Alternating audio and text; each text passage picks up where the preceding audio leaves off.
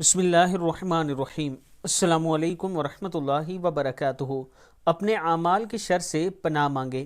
اس سے پہلے میں اپنے دوستوں کے ساتھ ایک ویڈیو شیئر کر رہا ہوں جس میں آپ کو ایک غریب فیملی نظر آئے گی جن کا گھر جل چکا ہے۔ یہ شخص خود بھی معذور ہے، اس کا یہ بیٹا معذور ہے اور یہ بیٹا ٹھیک ہے، ایک دوسرا بیٹا ہے وہ بھی معذور ہے۔ اس کے ساتھ ان کا گھر بھی جل چکا ہے، غربت بھی بہت زیادہ ہے۔ انہوں نے اپیل کی ہے کہ آپ دوست ہمارے ساتھ تعاون کریں تاکہ ہم اپنا گھر دوبارہ سے تعمیر کر سکیں۔